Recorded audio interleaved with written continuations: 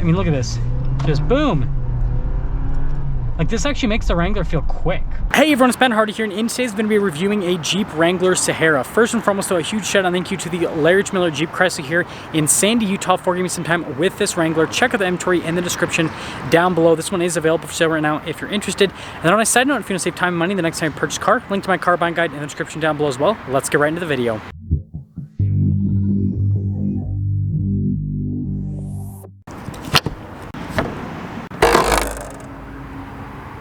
So under the hood, we have a turbocharged 2-liter 4-cylinder that goes through an 8-speed automatic transmission. Fuel economy is 21 around town and then 24 on the highway, with power outputs being 270 horsepower and then 295 pound-feet of torque.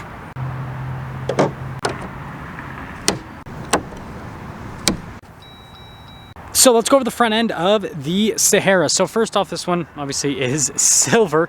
You've got these two little tabs there on the hood that you can lower the windshield down onto. And then you guys obviously saw earlier with the hood unlatch system. Jeep's signature front grille here. And then you guys can see this one has the halogen light package. And then you can see there with the turn signals. And then you've got the fog lights built into the bumper. You also have some tow hooks here on the bumper as well. And, well, there is the front end. Now coming on the side here, we've got two 55mm tires wrapped around 18-inch wheels in the front and over in the rear as well. And then you guys can see from a design perspective with the wheel, it is dark metallic gray in the center, and you got like kind of the silver ring on the outside. And then notice we have that old school Jeep there on the wheel. Now these are technically all-terrain tires on the Sahara. This is something that is pretty cool about the package. So not as aggressive as what you get on a Rubicon, but you know, better than a street tire, right? And then just like other Jeeps, you do have a solid front axle, and you guys can not really see it from that viewpoint, but you can see it from, well, this viewpoint a little bit better right there. You've got this thing kind of covering everything up. But anyways, I digress. Here is the full side view on the Sahara, and then notice how we've got our Sahara badge here on the side. We also have these nice side steps as well, and then notice the mirror caps and the top matching coloration. So here's our key fob. We have our unlock function, our lock function, and then the remote start function. Notice the Jeep logo there, and then we have the little flip out key, which is definitely pretty cool with everything taken into consideration. Now, going from that to the inside, just like other Jeeps, you have the tailgate that you can open up pretty easy. And then we've got the window. And yeah, notice that there is quite a bit of storage space here in the back. This one is a 4-door, you guys probably saw. And you've got the cool roll cage here in the back. Notice 12 volt as well. And then if you ever take off the top, you got the storage for all of the bolts, which is pretty cool. And then notice here with the JL series. Now one thing I will mention is this is a heck of a lot lighter. My Wrangler has a 35 on the back, and this is so light. Now finishing things up with the rest of the rear, you've got the baseline taillights here that come with the new JL series, and then spare tire here in the back with a camera there. In the center, we do have a recovery hook here in the rear, and then a receiver hitch down below, and then you guys can see the exhaust tip. It's actually pretty big for the 2.0 turbo. And, well, that's all for the rear. Now here's the door panel in the rear. You guys can see the padding with the stitching, and then here are these seats. So we have these cloth seats with the Sahara. You can upgrade the seats if you want. Got the vents here in the rear, and then you guys can see here with the window controls, and then USB's full power outlet. And then you've got the cup holders down below. And, well, so you go. Now here's the door panel at the front. You guys can see again with the padding and the stitching. Here's a quick look at the mirror itself. And then notice here with the adjustment for the mirror, you got your door lock and unlock. And then here are these seats. And notice it says Sahara on it. And you can see all the cloth trim. And then notice manual adjustments. It doesn't matter how high you go up with the Wrangler, always manual. There's a pedal layout. And then the light controls. Steering wheel is manually adjustable. Let's pop in.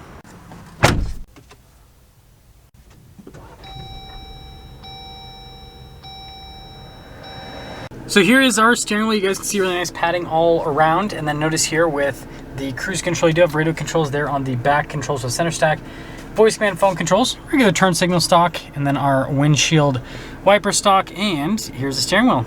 Now here's the center gauge cluster. You guys can see the RPMs there on the left side. Over on the right side, you can see there with the speed. And then going through here, you guys can see a few different menus, like tire pressure is. Got our off-road status if you ever take your Sahara off-road, and then you can see like the fuel coming right now. But again, This hasn't been fully broken in, so fuel economy is not accurate. But anyways, there's the center. I love how we have two temperature reads, one here and then also one there that shows that, well, it's hot today. Anyways, popping it into reverse, you guys can see the backup camera with trajectory lines that do turn with the steering wheel. And then aside from that, you guys can see we've got our dual zone climate controls here. We also have heated seats and a heated steering wheel, which for obvious reasons, I will not be using those today. Response time at the screen is solid. It has the off-road pages, and we also have navigation as well. And so, yeah, overall, really solid system. We've got our analog controls for the radio, climate system, heated seats, and heated steering wheel all in this little area right here. We do have off-road cruise control here at the Sahara. Notice we got our auto stop, start, turn that off, and then stability control as well. Got our 12 volt here, window controls in the center, and then more USBs. You can do 4 auxiliary items here. You got auxiliary switches for that. And then we've got 2-wheel high, 4-wheel high, neutral, and then 4-wheel low here with the Sahara. And then also got the manual shift function there for the 8-speed automatic. Then we have a regular brake here, a couple cup holders, and then we have this interesting center console setup. And then notice the gray trim here on the dash. And then you guys can see here with the glove box setup. And then finishing things up top here, you guys can see that we have a 2-piece hardtop here at the front, and then the rest of the rear. So first off, the rest of the rear you can take off. You have to use tools though. This, you've got like latches, basically. Hopefully that made sense. The heat's getting to my brain. Now there's quite a bit of glare, but here's the window sticker for the Sahara. So starting price is $42,150 before options, and it comes standard with quite a bit, including Apple CarPlay and Android Auto. Anyways, there are some options added to this, like the cold weather group that actually gives us the all-terrain tires and the heated seats and heated steering wheel.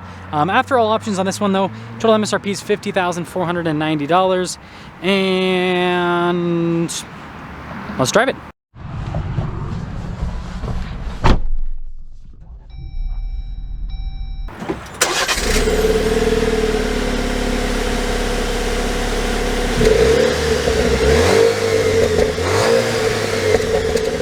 Talk about visibility before we set off. Here's your visibility over the hood, both of the mirrors, and throughout the rest of the rear.